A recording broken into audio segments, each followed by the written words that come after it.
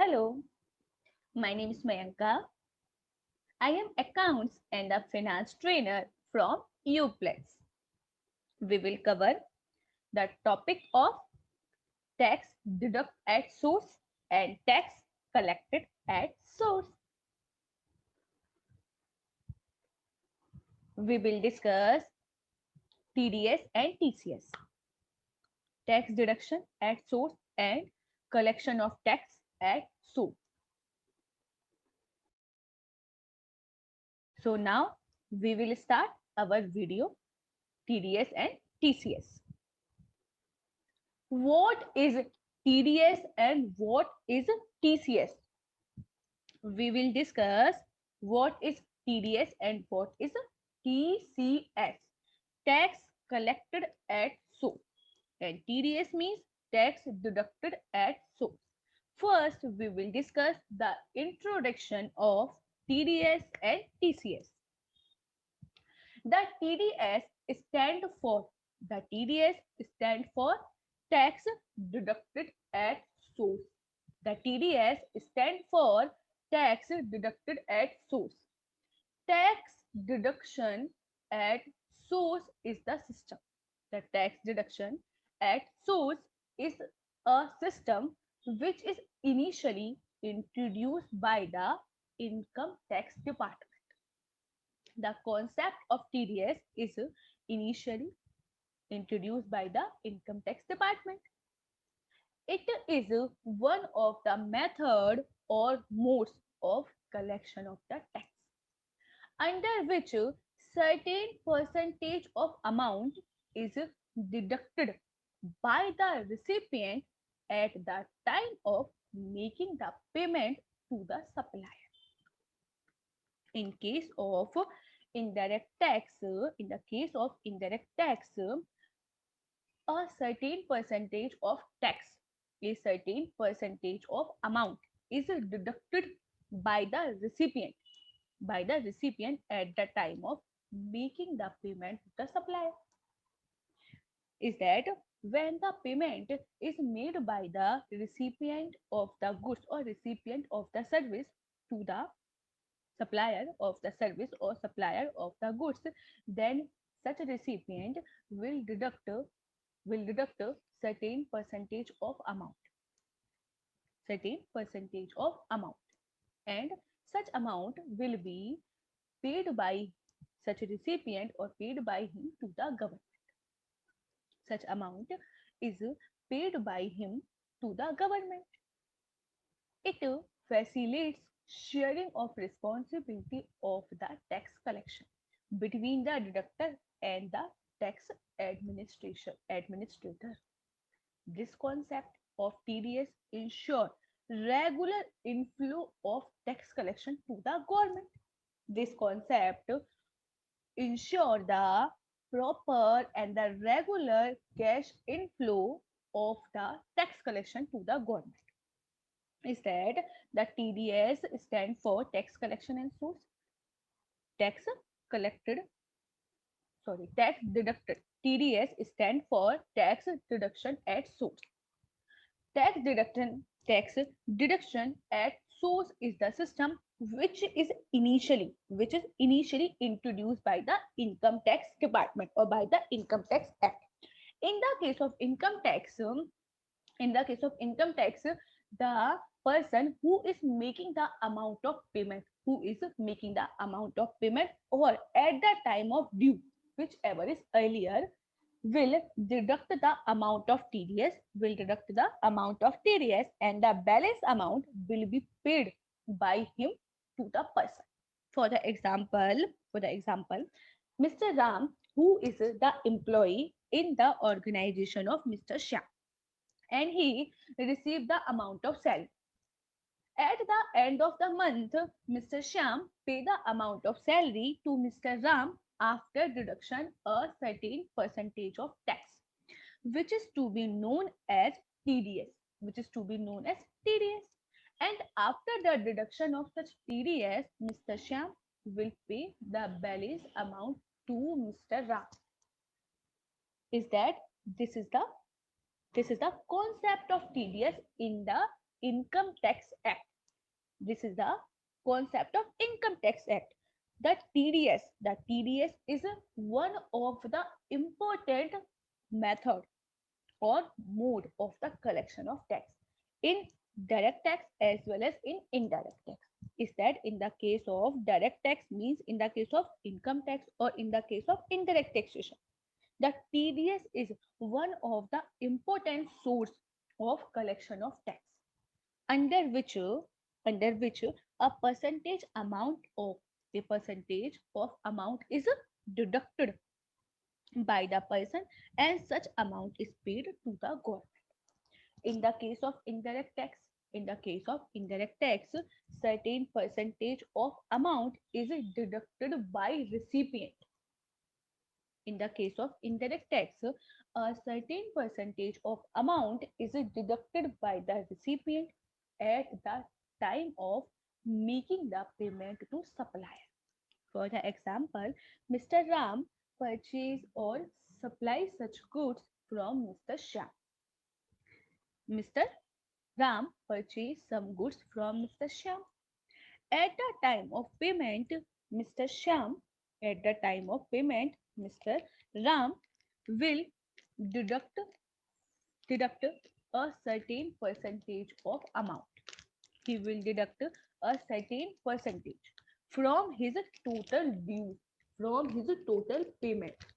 Then such a deduction, after such a deduction, he will pay balance amount to Shyam. He will pay the balance amount to Shyam.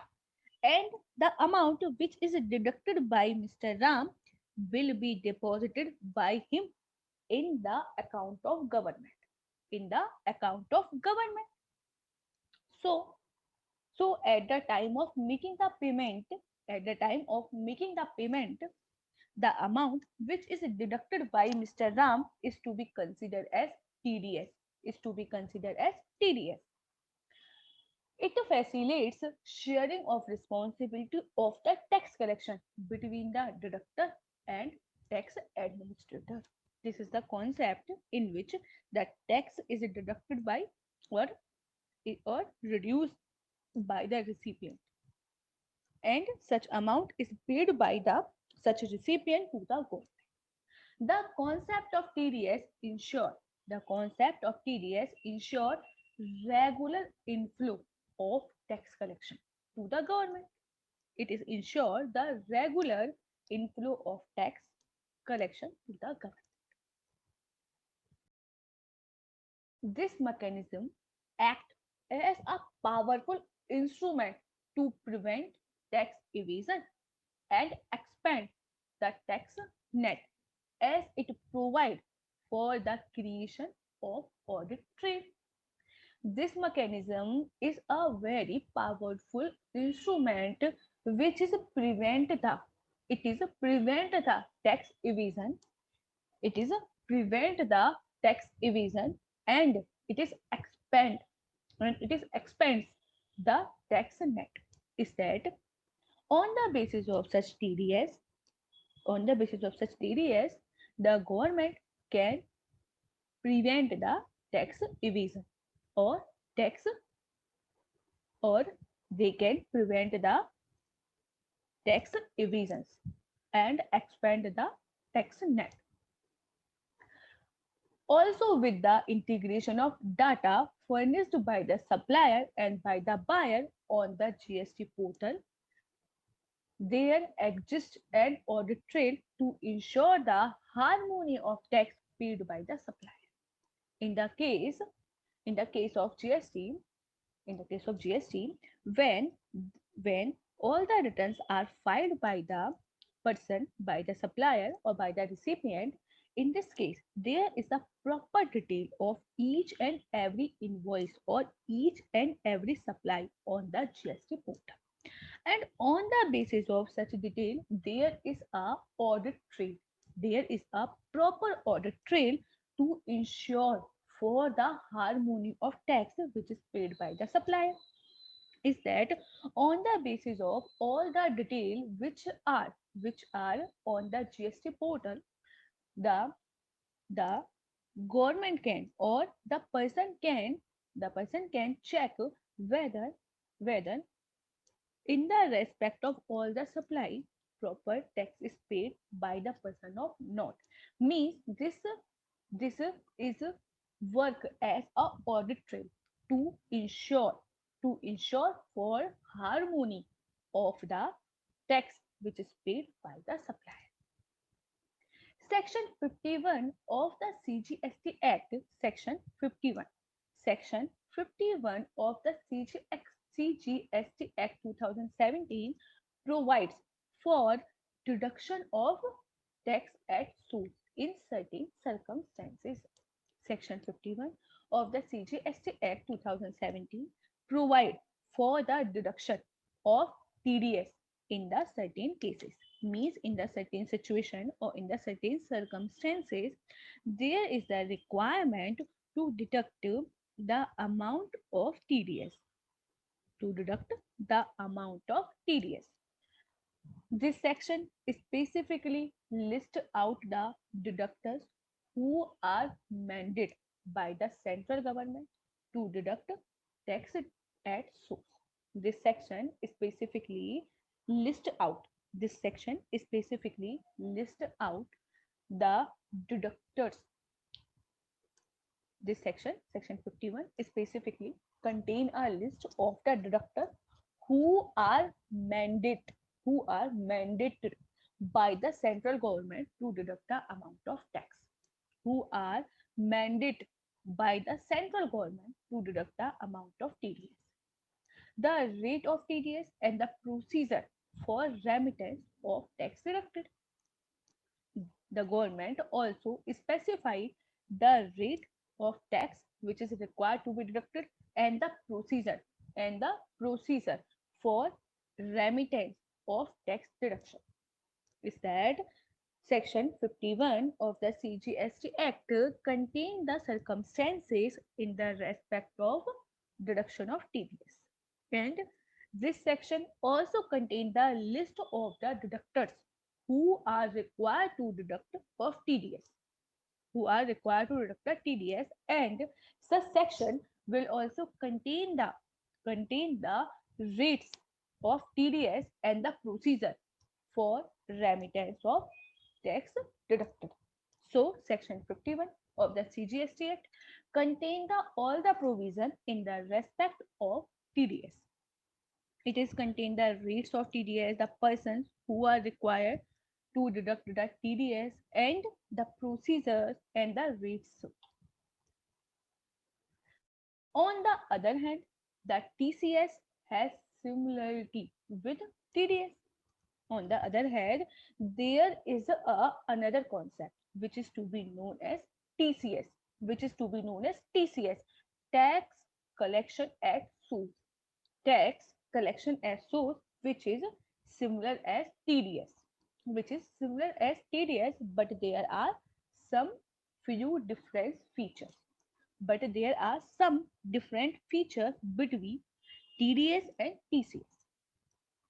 TDS refer to tax which is deducted when the recipient of the goods or when the recipient of the service make the payment or credits a supplier's account under a contract.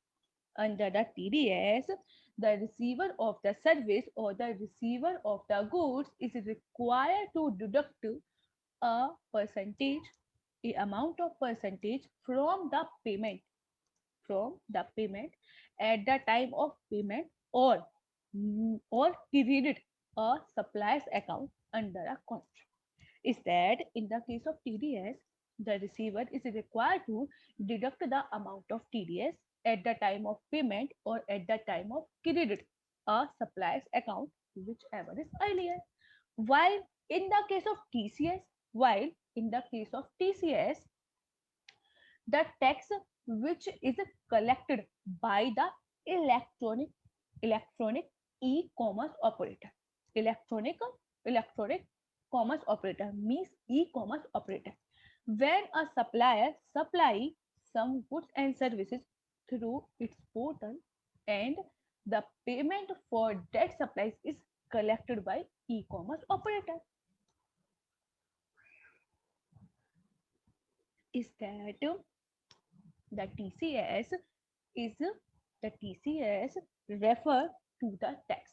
The TCS refer to the tax which is collected by the electronic commerce operator. TCS is collected by e-commerce operator. When when the supplier supplies some goods or some services through its portal, and the payment for such supply is collected by e-commerce operator.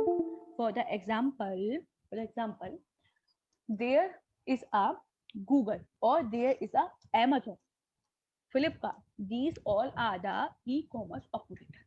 These all are the e-commerce operator.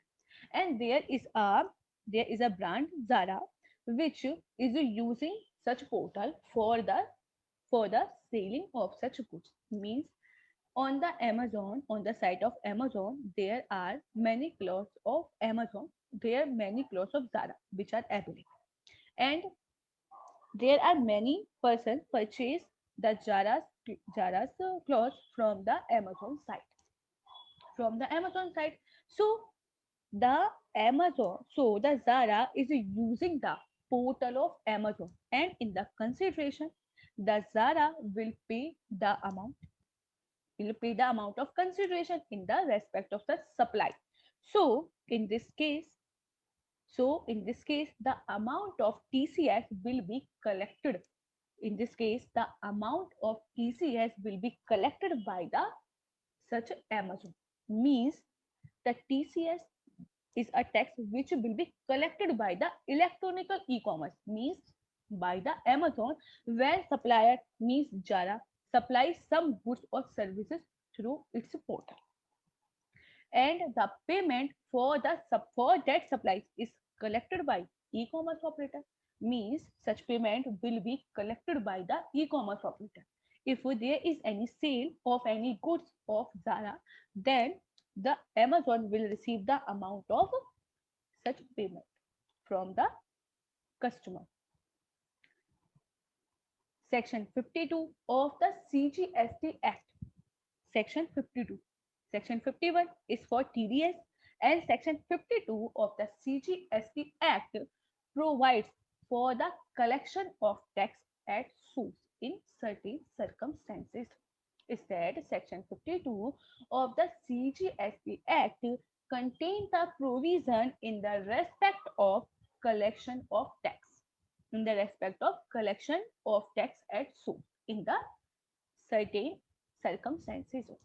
The section specifically lists out the tax collecting person who are mandated by the central government to collect the tax at source.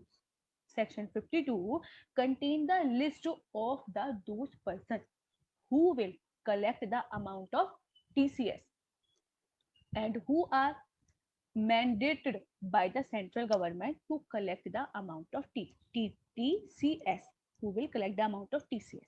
And section 52 is also contain the rate of TCS. Section 52 also contain the rate of TCS, and it will also contain the procedure for the collection and for the remittance of such a tax collected. It is section 52 contain the list of the person who are required to deduct the amount of, who are required to collect the amount of TDS and the rate of TCS, and the procedure for remittance of such TCS to the government. The amount of TDS or the amount of TCS is reflected in the electronic cash ledger of the deductee or the supplier respectively. Is that the amount of TDS which is deducted and the amount of TCS which is collected are required to be shown in the electronic ledger, cash ledger of the deductee and the supplier respectively. So section 51 of CGST Act contain the provision, contain the procedure, contain the rates in the respect of TDS, and section 52 of the CGST Act contain the procedure, contain the list of the person, rates, and all other point relating to the TCS. Relating to the TCS. Now we will discuss some important and the relevant definitions to understand the concept of TDS and TCS. Is that before understand the concept of TDS and TCS, there are the certain terms which are required to be understood, so that you can easily understand the concept of TDS and TCS.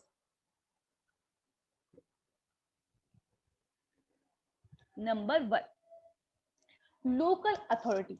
What is the meaning of local authority? Local authority means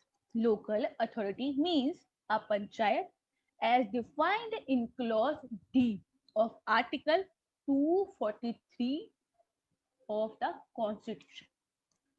Local authority means a panchayat as defined in clause D of Article 243 of the Constitution.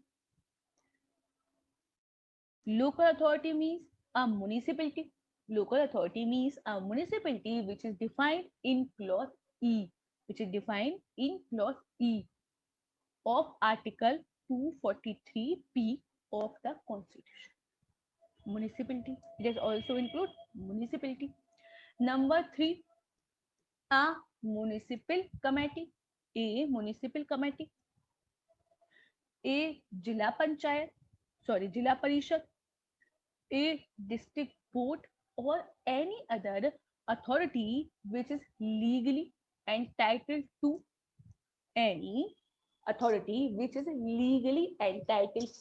or entrusted by the central government or any state government with the control or the management of the municipality or local fund. Local authority means a panchayat, a municipality, a municipal committee, Jila Panchayat or Jila Parishad, a district board or any other authority which is legally entitled to or entrusted by the central government or any state government with the control or management of municipality or the local fund. It is also include a containment board, a containment board as defined in section 3, which is defined in section 3 of Containment Board or Containment Act 2006. It is also include a regional council or a district council. It is include or the local authority includes a regional council or a district council which is constituted under the sixth schedule to the Constitution. A regional council or a district council which is constituted under the sixth schedule of the Constitution. A development board which is constituted under Article 371. A development board constituted under Article 371 and Article 371J of the Constitution or a regional council which is constituted under Article 371A of the Constitution is that the local authority means a panchayat, municipality, municipal committee, a Jila Parishad, district boards or any other authority which is legally authorized by the central government or by the state government, a containment board, a regional council or district council, a development board and a regional council. These are the local authorities. All these are the local authorities. Now we will discuss What is the meaning of SAS? What is the meaning of SAS? SAS means, SAS has the same meaning as assigned to it in the Goods and Service Tax Act. Is that the SAS has the same meaning which is defined in Goods and Service Tax Act. Means it is has the same meaning which is defined in Goods and Service Tax Act. Next is electronic commerce. What is the meaning of electronic commerce? Electronic commerce means supply of goods or supply of service or both. Electronic commerce mean supply of services or supply of goods or supply of both, including digital product over digital or electronic network. When there is any supply of goods or supply of service or supply of both, including digital product over the digital or electronic network, then it is to be known as electronic commerce. For the example, there is a supply of goods or supply of services or both on Amazon, Flipkart, Google. These all are the electronic and digital network, or these all are to be known as electronic commerce. Electronic commerce operator. Who are the electronic commerce operator? Electronic commerce operator means any person who owns, operates or manage digital or electronic facility or the platform for the electronic commerce. Electronic commerce operator means any person who owns, who operate or who manage digital or electronic facility or the platform for the electronic commerce. The person who operate, who prepare, who operate, who manage digital or electronical facility or platform for the electronic commerce. Then such person is to be known as electronic commerce operator. What is the meaning of taxable supply? What is the meaning of taxable supply under the GST? Taxable supply means the supply of goods or the supply of service or both. Taxable supply means the supply of goods or the supply of service or both, which is leviable to tax under this act. Which is leviable to tax under this act. As per section 2, subsection 108 of the CGST Act, supply of goods or supply of service or both which is leviable to tax under this act will be considered as taxable services or taxable goods, means it is to be considered as taxable supply. It may be taxable supply of goods or taxable supply of services. 6th point. Supplier. What is the meaning of supplier? Supplier in the relation to any goods or service or both. Supplier in the relation to any goods or services or both shall means the person who supplying the said goods or services or both. Supplier in the relation to goods or services means a person who is supplying the goods or who is supplying the services or both. And it is also include the agent, who is acting as such on the behalf of such supplier in relation to the goods or services or both supplied. Is that as per the section 2 subsection 105, the supplier means any person. Supplier means any person who is supplying the goods or the services or both, It is also include the agent who is supplying the goods or services on the behalf of such a supplier. For the example, Mr. Ram, he is supplying the goods and supplying the services or both to the customer, to the consumer or to the another person.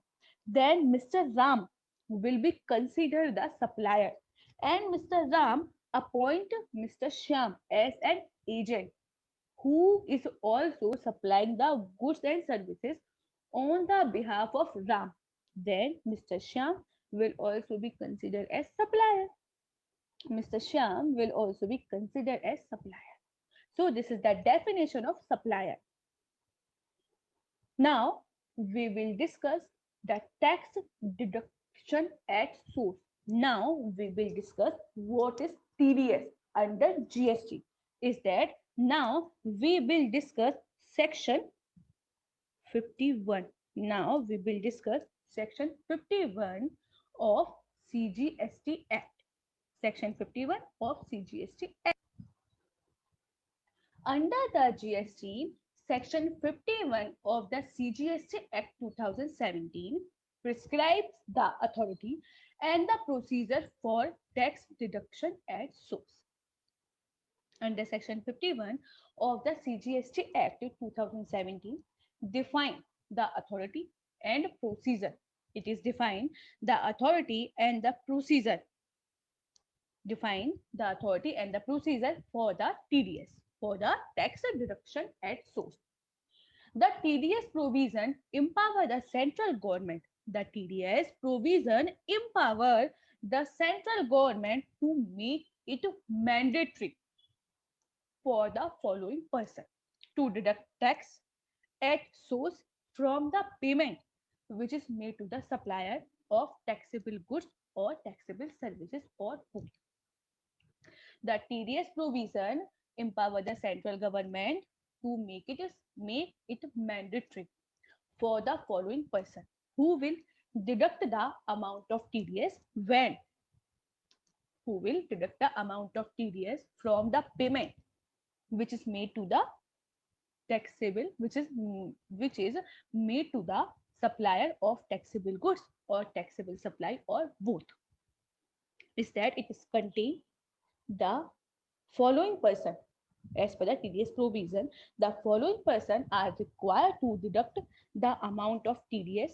The following persons are required to deduct the amount of TDS when they make the payment, when they make the payment to the taxable supplier of goods or taxable supplier of services or both.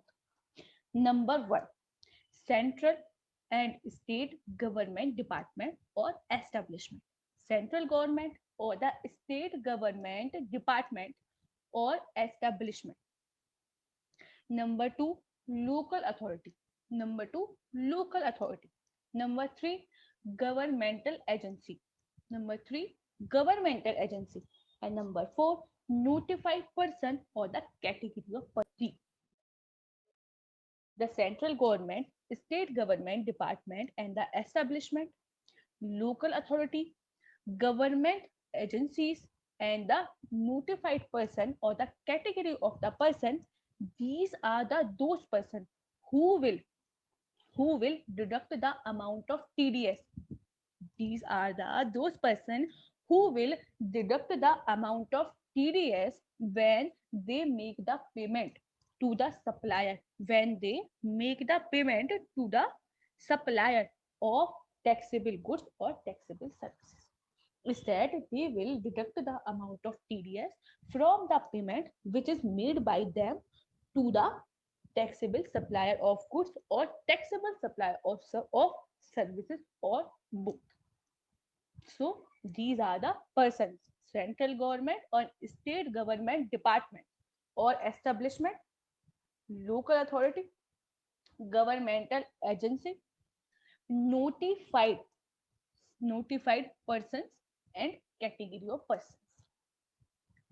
With respect to deductors under section 51 subsection 1 central government and the state government department and establishment, provisions of TDS are applicable to certain prescribed authority of Ministry of Defense. Remaining authority under the Ministry of Defense are exempt with respect to the deduction under Section 51, subsection 1, clause A, which cover central government establishment, department or state government establishment of department. The provision of TDS are applicable. The provision of TDS are applicable to certain prescribed authority. The provision of TDS is applicable to the certain prescribed authority of Ministry of Defense. Certain authority of Ministry of Defense. Remaining authority under the Ministry of Defense are exempt. Means such provision is applicable on the provision of TDS is applicable on certain authority of Ministry of Defense. It is not applicable on each and everyone. Remaining authority under the Ministry of Defense are exempt. Detailed list has been prescribed under notification number 57 2018. There is the detailed list which is defined under the notification number 57 2018. The following person has been notified under clause D, means notified person. The following person has been defined under clause D of subsection 1 of section 51 of the CGST Act by the central government. So now we will discuss the person who are notified under clause D of subsection 1 of section 51 of the CGST Act by the central government. Number 1. Number 1, authority or the board or any other body. Number 1, authority or a board or any other body which is set up by an act of parliament, which is set up by an act of parliament or state legislature. A authority or the board or any other body which is set up by an act of parliament or state of legislature, or which is established by any government, or which is established by any government with 50%, 51%, any authority or the board or any other board with 51% or more than 51% participation by the way of equity or control to carry out any function, with 51% or more participation by way of equity or control to carry out any function. It has been clarified by circular number. It has been clarified by circular number 76 50 2018, GST dated 31st March 2000, 31st December, 2018, that the rider of 51%, or more participation by the way of equity or the control is applicable to both the item 1 and 2, thus the provision of section 51 of the CGST Act are applicable only to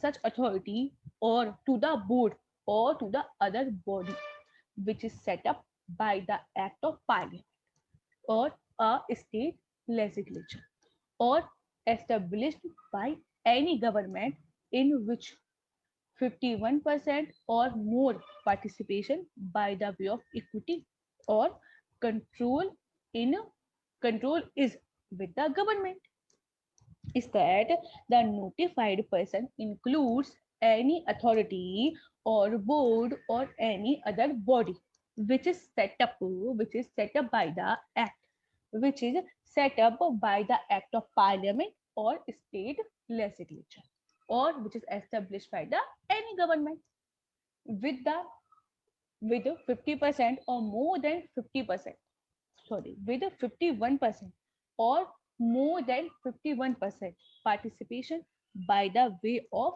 equity or control to carry out any function. It has been clarified. It has been clarified by circular number. It has been clarified by the circular number 76 slash 50 slash 2018. GST dated 31st December 2018 that the rider of 51% or more than 51% by the way of equity or control is applicable to both in the term of 1 and 2. Thus, the provision of section 51, the provision of section 51 the provision of section 51 of CGST Act are applicable only to the those authority or a board or any other body which is set up by an act of parliament or a state legislature or established by any government in which 51% or more than 51% participation by the way of equity or control with the government. The next, the society which is established, any society which is established by the central government or by the state government or by the local authority under the Society Registration Act 1860. Society which is established by the central government, the society which is established by the central government or by the state government or by any local authority under the Society Regulation Act 2018. Number 3, public sector undertaking. Public sector undertakings. These are the notified authority or the notified person who will deduct the amount of TDS. The category of the person not liable to deduct TDS.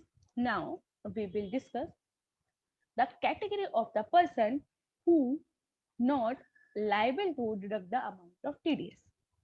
The TDS is not liable to be deducted at source in the following cases.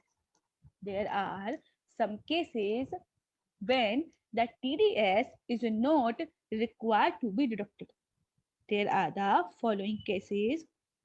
There are the following cases according to which no TDS is required to be deducted.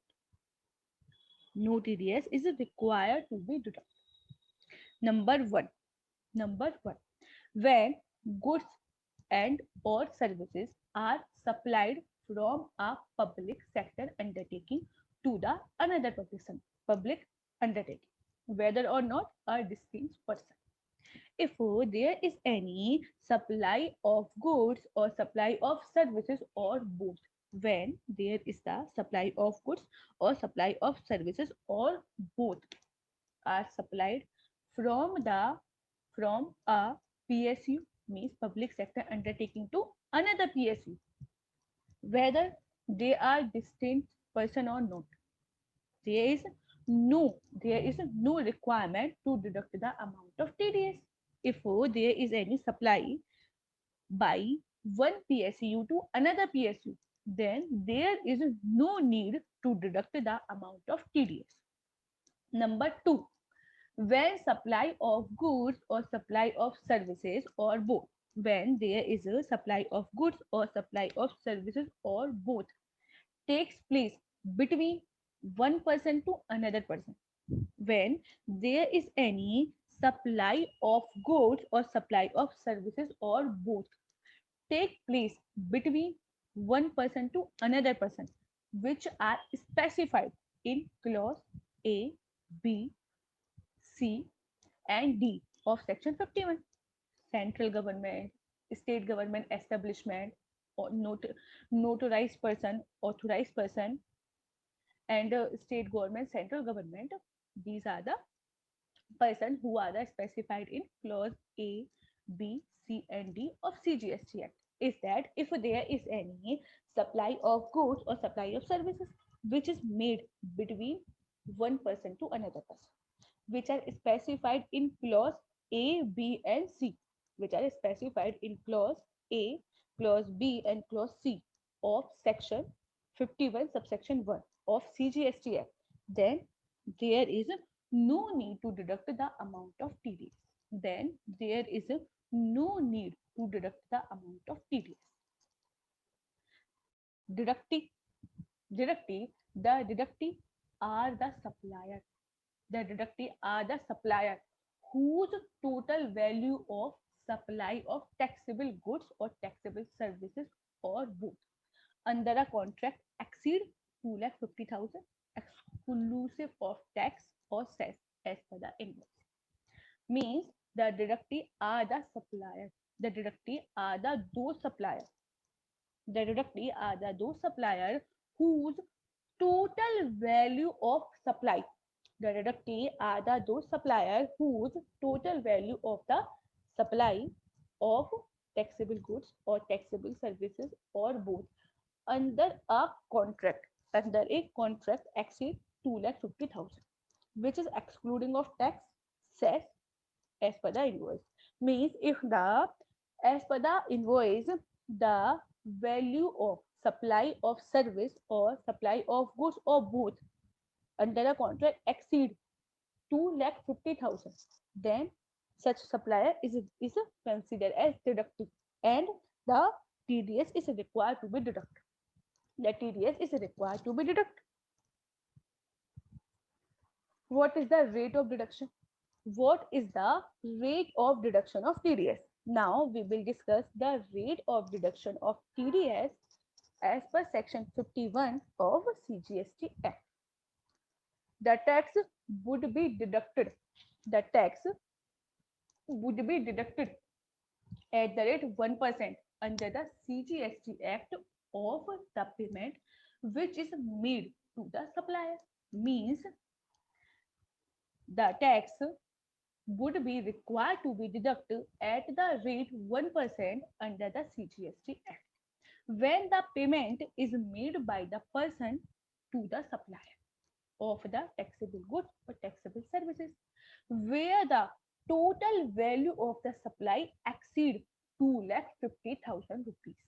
Is that if the total value of the supply is more than rupees 2,50,000, then there is a requirement to deduct the amount of TDS.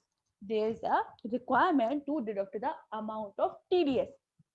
And the rate of TDS as per CGST Act is 1%. Is that the recipient of the service or the recipient of goods will deduct the amount of TDS at the rate 1% if the value of the supply of goods or supply of services or both of a contract under a contract is more than 2,50,000, and after the deduction the balance amount will be paid by the recipient to the supplier. Thus individual supplies may be less than 2,50,000. Thus the individual supply may be less than 2,50,000. But if total value of supply under a contract, total value of supply under a contract is more than 2,50,000, then the TDS is required to be deducted. If total value of supply under a contract is more than 2,50,000, then TDS has to be deducted. Means the TDS is required to be deducted. The deductor has to deduct TDS at the rate 1% from the payment which is made or credited to the supplier of taxable goods or supply under CGST Act. The deductor has to deduct the amount of TDS at the rate 1% from the payment which is made which is made by him or credited to the supplier of the taxable goods. Means the TDS is required to be deducted at the time of payment or credited to the account of supplier, whichever is earlier. Whichever is earlier. The TDS will be deducted at the rate 1% if the total value of the supply under a contract is more than rupees 2,50,000. No TDS. The proviso of section 51 subsection 1, the proviso of section 51 subsection 1 lay down that when the location of the supplier and the place of supply, when the location of supplier and the place of supply is in a state, in a union territory, which is different from the state or union territory of registration of the recipient, then there is no need of TDS. Is that as per the proviso of section 51 subsection 1, when the location of supplier, and the place of supply, location of supplier or place of supply is in a state or in a union territory which is different from the state or from the union territory of the registration of the recipient, which is different from the registration of recipient. In this case, there is no need to deduct the amount of TDS. There is no need to deduct the amount of TDS. The above statement we will discuss as follows.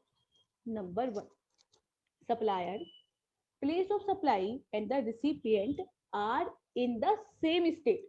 If the supplier, place of supply and the location of recipient all are in same state, then it would be intrastate supply.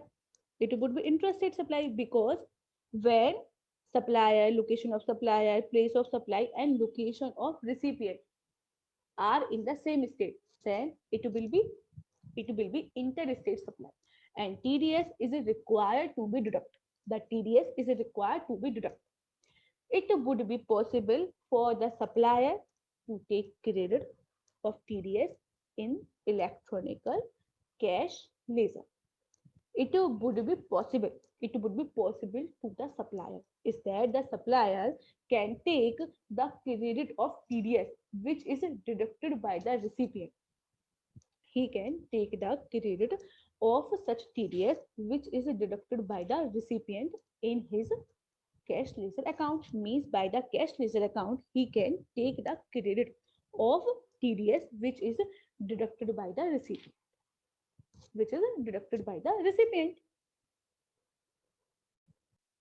Number 2, supply as well as place of supply are in different states. Supply as well as place of supply in the different state means there is interstate supply. In such case, integrated tax is that IGST would be levied.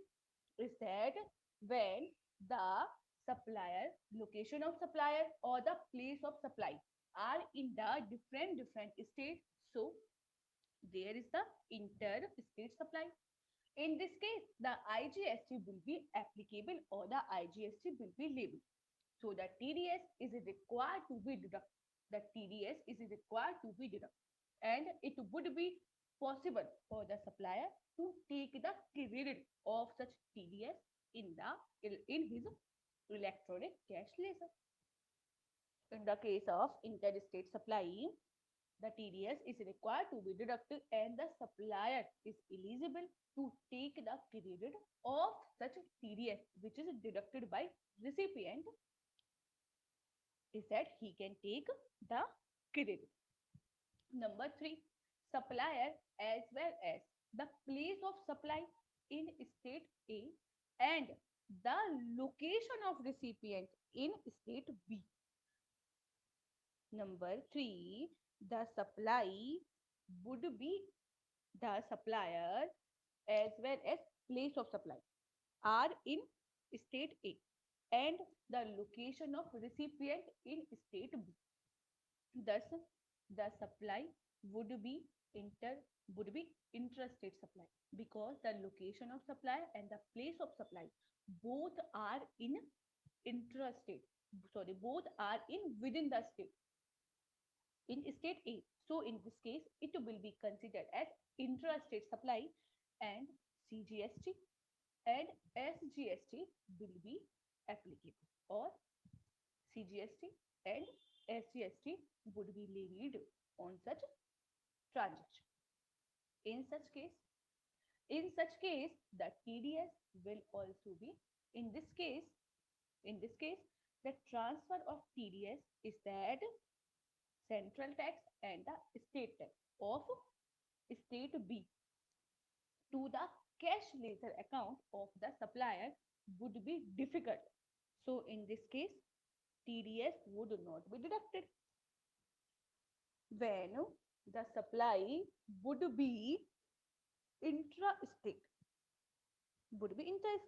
but the location of recipient is different. So in this case, the transfer of TDS to the cash ledger. In this case, the location of recipient and the location of supplier is different. So in this case, the transfer of TDS to the cash ledger of the supplier would be difficult. So in this case, there is no need to deduct the amount of TDS. There is no need to deduct the amount of TDS. Thus, when both the location of the supplier as well as the the place of supply are different, where the location of supply and the place of supply are different from that of recipient, no TDS is required to be deducted. Where the supplier as well as the place of supply are different from that of recipient, then no TDS is required to be deducted. For the example, we will discuss by the way of such table: the location of supplier, the place of supply, and the registration of receipt. Whether TDS provision under section 51 is applicable or not. The location of supplier, state A. The location of the supplier, state A. Place of supply is also in state A, and the location of recipient or registration of recipient in state A. So in this case, that provision of section 51 will be applicable and the TDS is required to be deducted. The TDS is required to be deducted.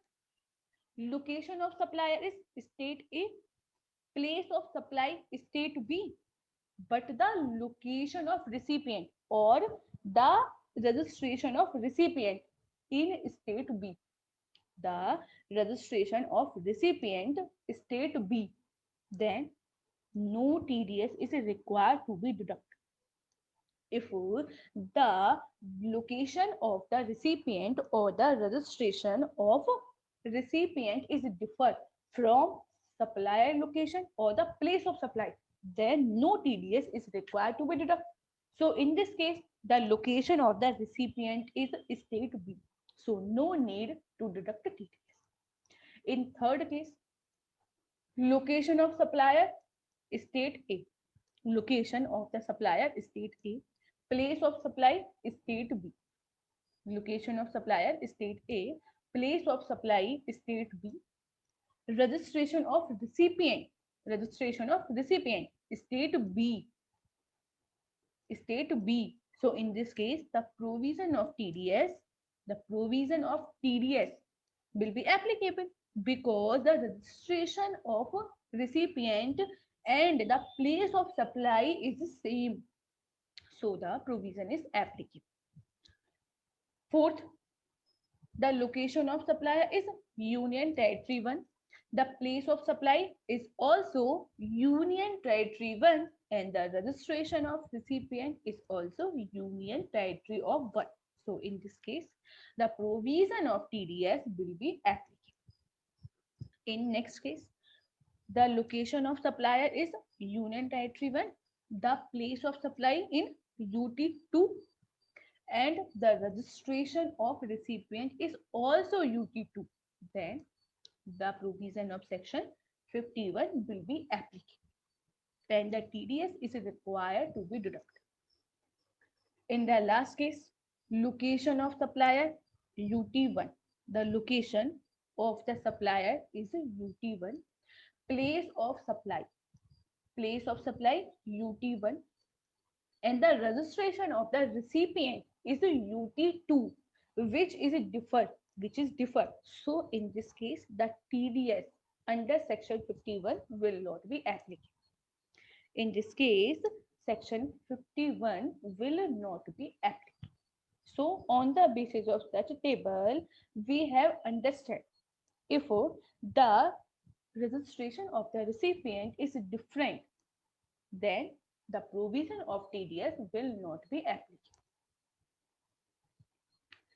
Value of supply. What is the value of supply in the respect of deduction of TDS? The amount indicated in the invoice excluding the central tax, state tax, union territory tax, integrated tax and cess levy. The amount on which the TDS is required to be deducted in the invoice excluding the central tax, excluding the CGST, excluding the union territory tax, excluding the integrated tax and cess levy in the value of supply for the purpose of TDS under section 51. Is that the value of the supply will be only the value of invoice and it will not consider CGST, SGST, UTGST, IGST or any cess. Only the value of invoice before the taxes or before the cesses will be considered for the purpose of TDS. Deposit of TDS with the government. Deposit of TDS with the government. The amount of TDS, the amount of tax deducted at source should be deposited to the government account by the deductor by 10th of the succeeding month. The amount which is deducted by the supplier, the amount of TDS which is deducted by the person, not the supplier, the amount of TDS which is deducted by the person who will pay the amount to supplier means the amount of TDS which is deducted by the recipient of service or the recipient of goods at the time of making the payment, then he will deposit such amount of TDS to the government. He will deposit such amount to the government by 10th of the succeeding month. He will deposit such amount of TDS to the government within 10th day of the succeeding month. For the example, Mr. Ram deduct the amount of TDS and the balance amount is paid by him to Ram. So the amount of TDS which is deducted by him will be deposited by Mr. Ram to the government in the 10th day of succeeding month, by the 10th day of the succeeding month. TDS certificate. What is the meaning of TDS certificate? A TDS certificate is required to be issued by deductor. The TDS certificate, a TDS certificate is required to be deducted by the the TDS certificate is required to be issued. The TDS certificate is required to be issued by the deductor in the prescribed form to the deductee. The TDS certificate will be issued by the deductor. Means the person who is deducting the tax in the prescribed form to the deductee. To the deductee means to the supplier. The content of form GSTR 7A means now we will discuss the content of the TDS certificate. The content of the TDS certificates which are given as follows. The content of TDS certificate are as follows. Number 1, TDS certificate number. Number 1, TDS certificate number. Number 2, GSTN of deductor. Goods and service tax number of deductor. Name of deductor. Name of deductor. GSTN means goods and service tax number of deductee. Goods and service tax number of deductee. Legal name of deductee and the trade name of deductee.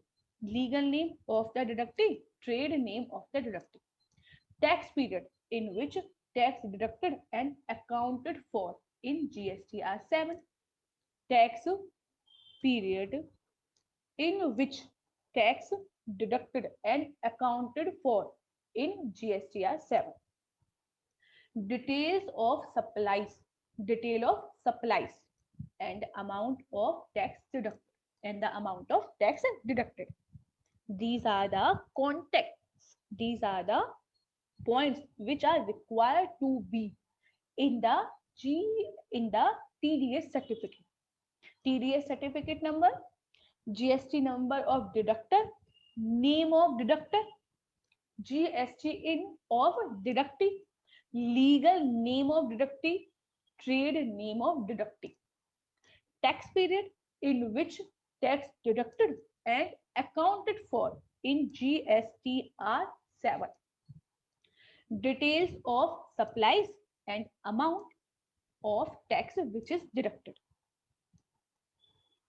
Now we will discuss it by the way of example. We will discuss such concept by the way of example.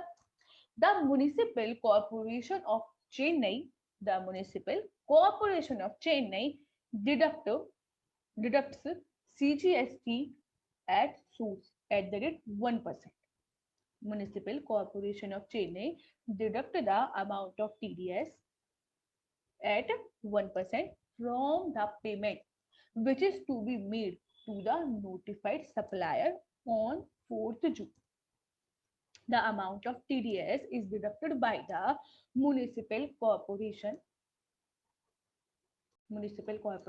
when it is making the payment to a notified supplier on 4th July. This TDS amount has to be remitted into the treasury on or before the 10th August. Such amount is required to be deposited by the deductor on or before the 10th day of succeeding month, means 10th August. 10th August. The TDS certificate with the ever mentioned date, which is discussed in previous slide, the TDS certificate with the ever mentioned detail has to be issued on or before 15th of August. Such a TDS certificate is required to be issued on or before the 15th day. On or before the 15th day of succeeding month. So the TDS certificate with the ever mentioned details has to be issued on or before the 15th day of August. Non-remittance by the deductor. Non-remittance by the deductor. If the deductor has not remitted the amount, if the deductor not has not remitted the amount deducted as TDS to the government within the prescribed time limit.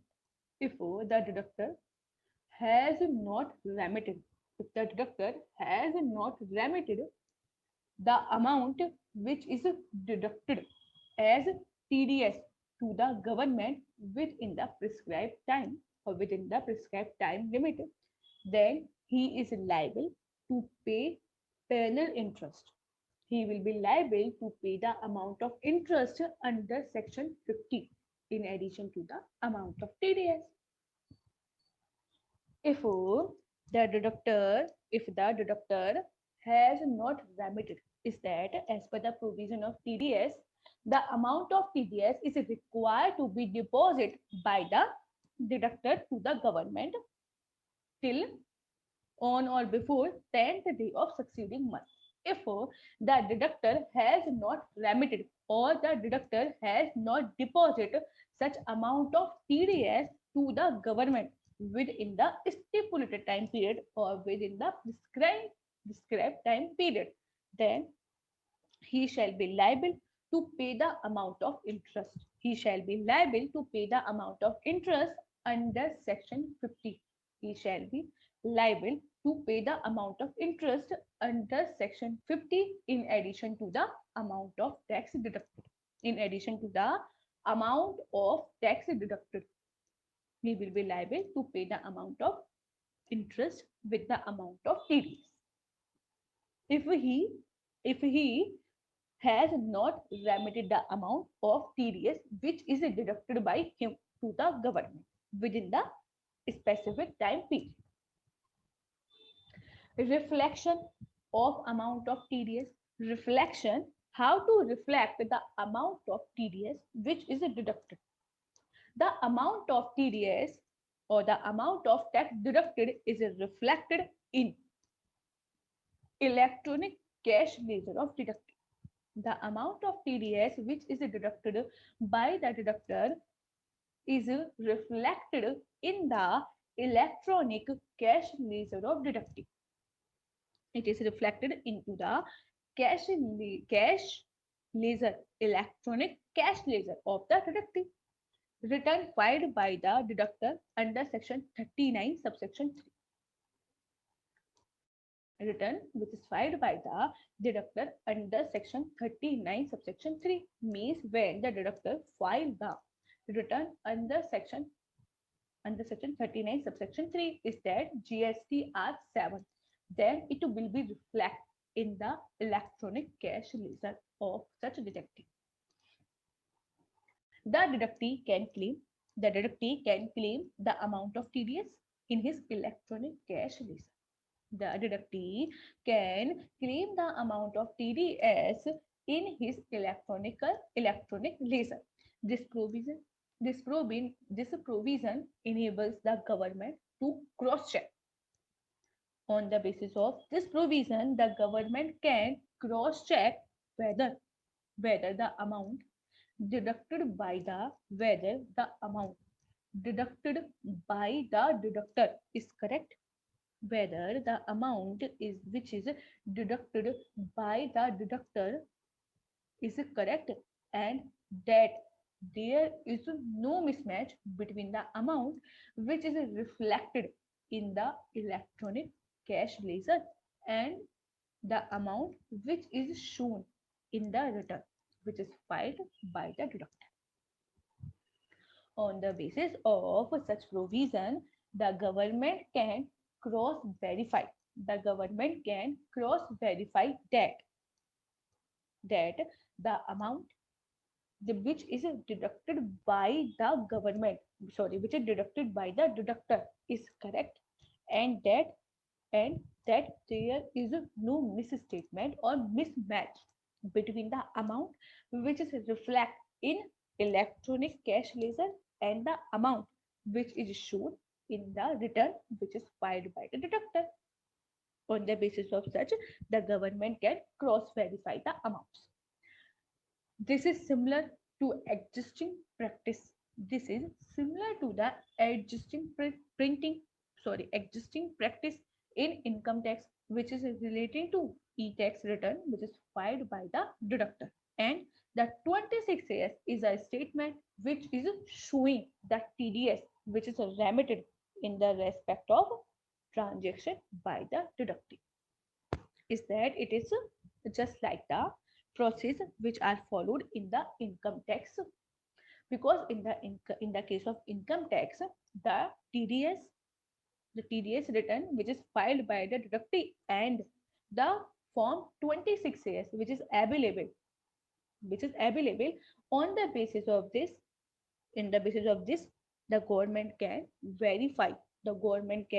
verify or cross check the transaction or cross check the transactions. So this is the reflection of amount of TDS in the cash ledger, or how the government can use it for the purpose of cross verification. Refund of refund on excess erroneous deduction. Now we will discuss the refund on the excess and erroneous deduction. When there is any excess deduction or there is a deduction by error, then what will be the procedure? The deductor or the deductee can claim the refund of excess deduction or the erroneous deduction if there is a excess deduction of TDS or the erroneous deduction of TDS. Then the deductor or the deductee can claim the refund of such excess deduction or of such erroneous deduction. The provision of section 54 relating to the refund would would apply in such cases. The provision of section 54 the provision of section 54 relating to the refund would apply in such cases. Is that the they can apply for the refund under section 54. However, if the deducted amount is already created, if the deducted amount means the if such excess amount of TDS is already credited to the electronic cash ledger of the supplier, then the same shall not be refunded. If excess amount of TDS or the whole amount of TDS is is created by the government on the credit ledger or the credit cash ledger of the supplier, then it will not be refundable. Is that before it created in the cash ledger it will be refundable. After that, it will not be refundable. Now we will discuss it by the way of example. Supplier makes a supply. There is a supplier who is making a supply of rupees 10 lakh rupees to a recipient. There is a supplier who is making a supply of rupees 10 lakh to a recipient, and the GST at the rate of 18% is required to be paid. The value of the supply is 10 lakh and the rate of GST is 18%, which is required to be paid on the supply. The recipient, while making the payment of 10 lakh rupees to the supplier, he deduct 2% as TDS. Shall deduct 2%, 2 lakh rupees as TDS. He will deduct the amount of TDS at the rate 2%. It will be 2 lakh rupees. The value of TDS proposed shall not include 18% GST. Is that in the previous slide we have discussed the value on which the TDS is required to be deducted. So it is the value of invoice after excluding CGST, SGST, IGST and cess. So the value of the supply is 10 lakh rupees without including cesses or without including taxes. So the TDS will be 2% on 10 lakh rupees. he deduct the TDS 2% on 10 lakh rupees. So the TDS is not to be required to be deducted on the amount of GST. The GST so deducted should be deposit the amount of TDS of rupees 2 lakh rupees which is deducted is required to be deposited in the account of government, and such amount is required to be deposited in the account of government by 10th of the succeeding month. Is that such amount of TDS is required to be deducted within 10th day of succeeding month, with the 10th day of succeeding month. The TDS so deposited in the government account shall be reflected in the electronic cash ledger of the supplier. The TDS which is deducted, the TDS which is deposited by the such person to the government account shall be reflected in the electronic cash ledger of the supplier, who would be able who would be able to use the same for payment of tax or any other amount. The TDS so deposited in the government account shall be reflected in the electronic cash ledger of the supplier, and such supplier would be able to use the same for the payment of tax. He can use such amount of TDS for the payment of tax or for the payment of other amounts. So on the basis of such example, we have understand on which amount the TDS is required to deduct, up to which date the TDS is required to be deposited to the government, and the how the supplier can use such amount of TDS in the which is reflected in the electronic cash ledger of supplier. Now, on the basis of above or on the basis of previous discussion, we have discussed about the TDS. We have covered all the important point relating to the TDS. Relating to the TDS. What is TDS? How to deduct TDS? What is the rate of TDS? And when it is required to be paid? How the supplier will utilize such amount of TDS and all other relevant point. And all the relevant point of TDS are properly discussed by her, discussed by us, discussed by us.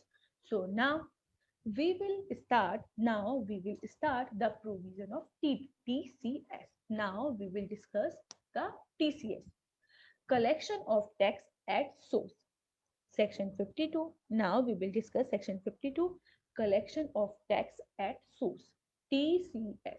Now we will discuss the TCS under the GST. First, we will discuss the overview of TCS. First, we will discuss the overview. What is the TCS? What is the TCS? TCS refer to the tax which is collected by the e-commerce operator. The TCS is a tax which is collected by the electronic commerce operator when a supplier supply the taxable goods or taxable services through its portal, and the payment for that supply is collected by the e-commerce operator. The TCS is the amount of tax which is collected by the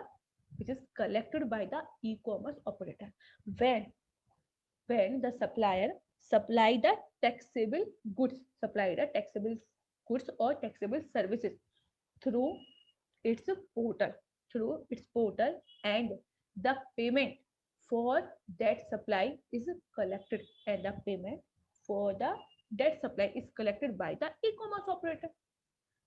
The nature of working of e-commerce operator can be better understood by the following example. In the respect of such e-commerce operator, we will discuss an example so that we can easily understand the concept of e-commerce and the working of e-commerce operator. Example, there are many e-commerce operators. There are many e-commerce operators just like Amazon, Flipkart, Jumbo, and many other many other e-commerce operators who are operating in India. Who are operating in India. These operators display on their portal the product as well as the services which are actually supplied by some other person to the consumer. Flipkart, Amazon, these all are these all are show the or display the those services and those goods which are actually supplied by which are supplied by some other person. Means these goods and these services are not supplied by Amazon or Flipkart. These are supplied by any other person to the consumer. The goods or the services belonging to other supplier are displayed on the portal of a operator, and consumer buy such goods or buy such services through the such portal. In the case of electronic e-commerce operators, they present the services or the goods which is belonging to the other persons, which are belonging to the other person on the portal of the operators, and the consumer buy such goods or buy such services from these portals. On placing the order for the particular play for the particular product, on placing the order for a particular product or for the particular service, the actual supplier supply the selected product or services through the operator to the consumer. When there is the order which is placed by the consumer, then such order, such service or such product by the supplier supplied by the supplier through the operator to the consumer. By the operator, they provide they provide the goods and they provide the services to the consumer. The price and the consideration for such product, the price and the consideration for such product or for such service is collected by the operator from the consumer. The price and the amount of consideration in the respect of such a service or in the respect of such product is collected by the operator from the consumer and passed on to the actual supplier after the deduction of commission or after the deduction of incidental expenses which is mutually agreed between them. Is that the amount, the price, the consideration for the production or for the services is collected by the operator from the consumer, and after the deduction of commission or after the deduction of incidental expenses which are mutually decided between them, which are mutually discussed or agreed between them, the balance amount is passed by the such operator to the actual supplier to the actual supplier. For the example, there is a site of Amazon and which is contain different brands of clothes. It is contain different brands of clothes. Mr. A purchased some clothes from such electronic portal, from such Amazon, and he paid the amount to Amazon. Then the Amazon will collect such amount from the consumer, and and he will he will deduct some amount of commission or some amount of incident expenses, and the balance amount will be paid by Amazon to the supplier, to the actual supplier. So this is the working of e-commerce operator. Now we will discuss another point: who is liable to collect TCS. Who is liable to collect TCS? Every electronic commerce operator not being an agent. Every electronic commerce operator, every ECO not being an agent, who is not an agent, has been mandated to collect the amount of TCS on the net value of taxable supply. On the net value of taxable supply is that every ECO who is not the agent is required, who is mandatory required to collect the amount of TCS on the net value of taxable supply. On the net value of on the net value of taxable supply, which is made through it by the supplier, where the ECU collect the consideration on the behalf of supplier for such supply. Instead, the TDS, TCS is required to be deducted. The TCS is required to be collected at source on the net value of taxable supplies, which is made through the supplier, where the electronic e-commerce means ECO collect the consideration on the behalf of supplier for such supply. What is the rate? What is the rate of TCS? What is the rate of TCS? 0.5% of the net value in case of intrastate supply. In case when there is intrastate supply, then the half value of net value, then the half value of net value of supply in the case of intrastate, or in the case of interstate supply, 1% of net value. 1% of net value of the of the TCS is required to be collected. 0.5% in the case of intrastate supply and 1% in the case of interstate supply. This is the rate of TCS. Example: suppose a certain product is sold at rupees 1120 rupees, including the GST of 12%, through an e-commerce operator by the supplier. Suppose certain product is sold at rupees 1000 plus the amount of GST 120 rupees through a e-commerce operator. The operator would collect tax. The operator would collect the amount of tax at the rate 1%. The operator would collect the amount of tax at the rate 1% of the net value 1120, is that it will be 11.20 in the case of interstate supply, or in the case of intrastate supply he will collect 0.5%, means 0.5%. 1120 into 0.5% in the case of intrastate supply. Net value of taxable supply.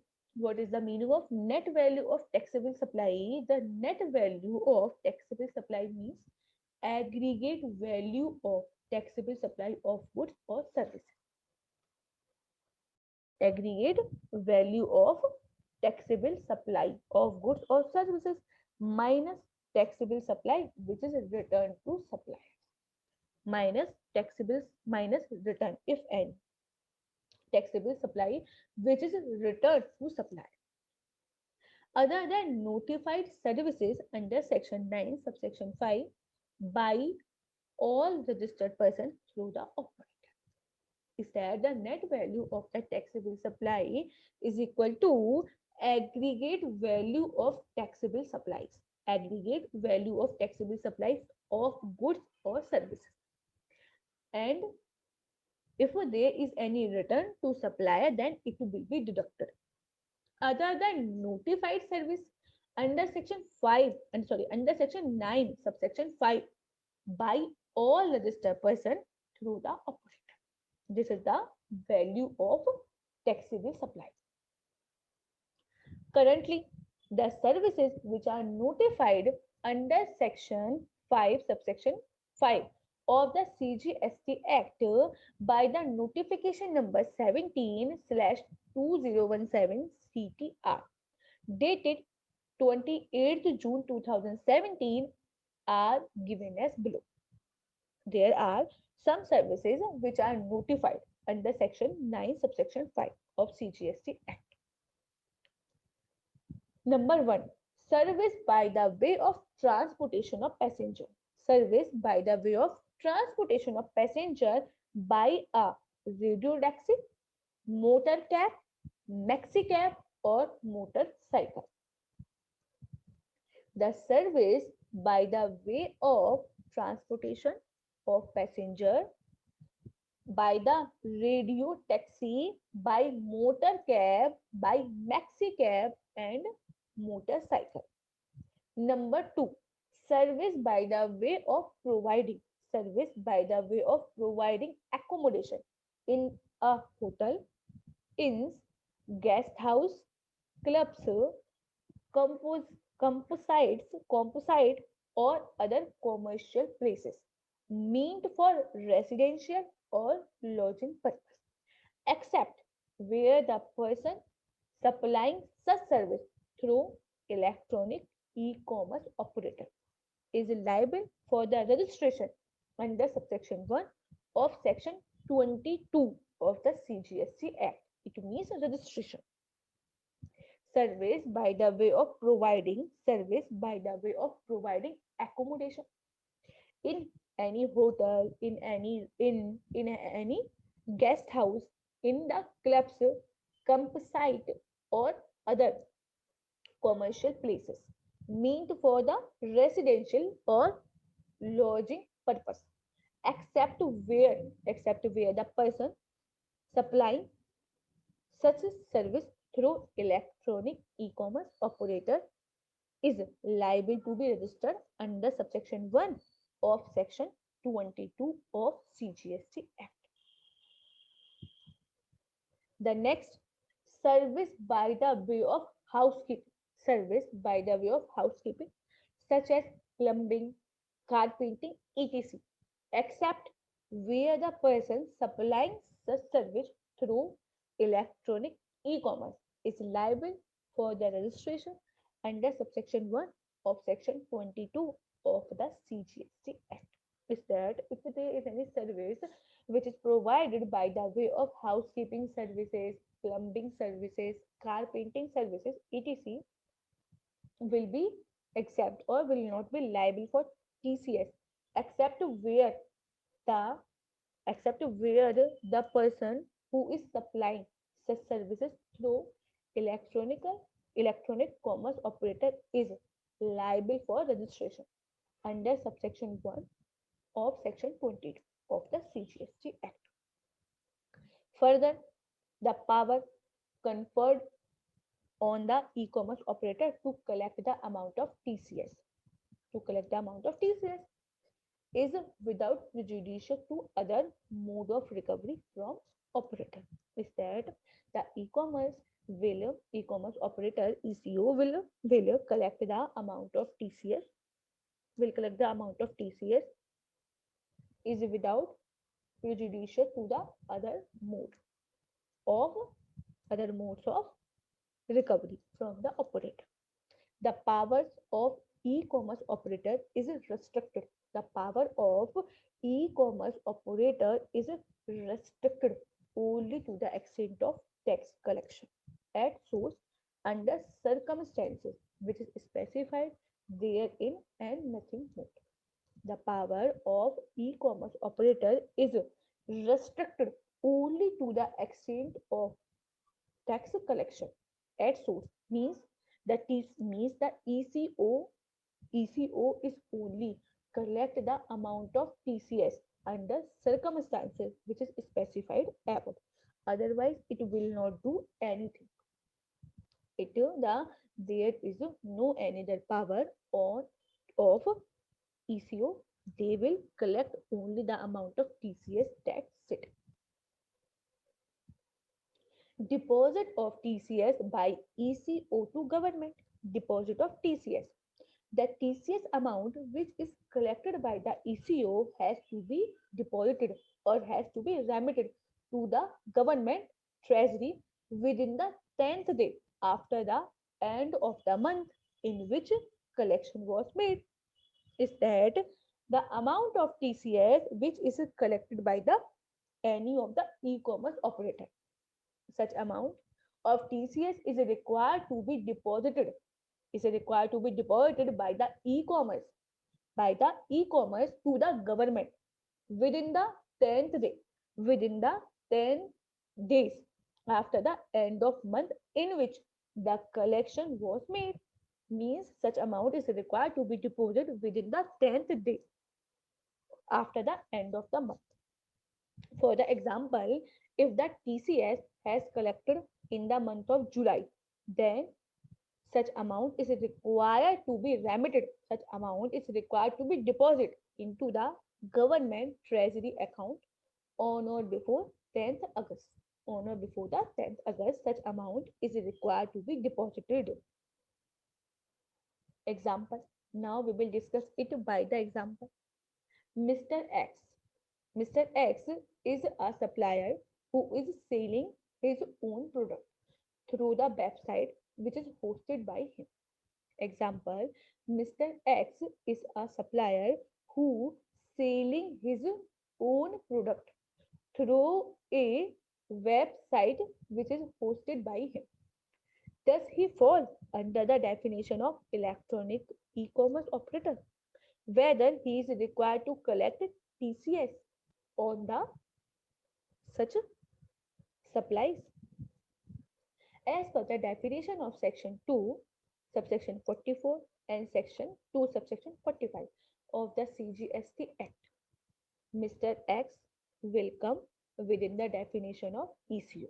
Means he will be considered as ECO because he is selling, because he is a supplier or selling his own product through the website hosted, through the website which is hosted by him.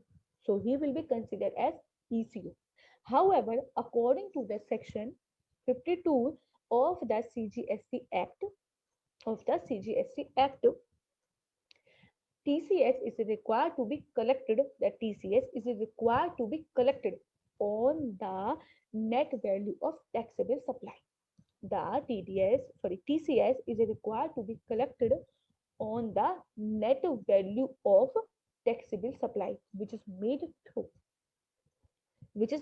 through it by other supplier where the amount of consideration is collected by the ECO. In the case that TCS is required to be collected on the net value of taxable supply which is made through it by the other supplier where the consideration is received by the ECO. In such case, where someone is selling their own product through a website, so there is no requirement to deduct TDS because the person is selling his own product by his own website. So there is no need to deduct TCS as per the provision of this section. These transactions will be liable to GST at the prevailing rate. Is that TDS will be deducted when the supplier and when the ECO both are different person. But in this case, Mr. X, he is the supplier and he is also a ECO. So in this case, the TDS is not to be required to be deducted. But the provision of the GST will be applicable on such a transaction, or the GST will be charged at the prevailing rate. So on the basis of such example, we have understand when there is a requirement to collect the TCS. Filing of monthly and annual statement by ECO. Now we will discuss the filing of monthly or annually statement by the ECO. An electronic an electronic statement has to be filed by ECO. An electronic statement has to be filed by the ECO which containing details of outward supply of goods or services affected through it. An electronic statement has to be filed by the ECO which is containing all the details of outward supply of goods or services which are done through it, including the supply which are returned. It is such a electronical statement will also contain all the returns which are made through it and the amount which is collected by it as TCS. The ECO will also contain the detail of amount of TCS which is collected by him during the month within 10th day after the end of each month in which supplies are made. A ECO will prepare or will file a electronic statement which will contain all the detail about the outward supply which is made by him, outward supply of service and outward supply of good both. And such a statement will also contain the detail of returns, the detail of returns, and he will also contain the information about the TCS which is collected by him during the month. As such statement is required to be filed within 10th day after the end of relevant month. Additionally, the ECO is also mandated to file annual return, an annual statement. Addition to such electronic statement, the ECO is also required to file an annual statement on or before 31st December. The ECO is also required to file an annual statement on or before the 31st day of December following the end of financial year. Following the end of financial year, the commissioner the commissioner has been empowered to extend the due date for furnishing the monthly or the annual statement by the person who is collecting the tax. Instead, the commissioner has the power that he can extend the due date for filing the monthly statement or annual statement. He can extend the dates. Notice to the operator. Notice to the operator. An officer not below the rank of deputy commissioner. An officer who is not below the rank of deputy commissioner can issue the notice to the operator. The the commissioner or the any other officer not below the rank of deputy commissioner can issue the notice to the ECO and asking him to furnish detail relating to the volume of goods, volume of services which are supplied, stock of goods which are laying in the warehouse and in the godown. The officer not below the rank of deputy commissioner has power that he can issue the notice to the electronic e-commerce operator, electronic commerce operator, and he can ask him to furnish the detail which are relating to the volume of goods and services which are supplied by him, stock of goods which are laying with him in the warehouse and in the godown, etc. The operator is required to furnish, the operator is required to be furnished such details within the 15 working days. Is that the operator is required to furnish all the required detail within the period of 15 days. Within the period of 15 days. In case an operator fails to provide or fails to furnish this information, if the operator is fails to provide this information to the officer within the 15 working days, then he will be liable for the penal action. He will be liable for the penal action under section 122, and it shall also be liable for the penalty up to rupees 25,000 rupees. If he fails to provide the information, then he will be liable for the penal action under section 122, and he will also liable for the penalty, and the amount of penalty may be or shall be up to 25,000 rupees. 25,000 rupees plus the penal action, which are mentioned under section 122. So, the operator is required to provide all the information within the 15 days, within the 15 working days. So, on the basis of such discussion, we have covered the full topic of TDS and TCS under the GST.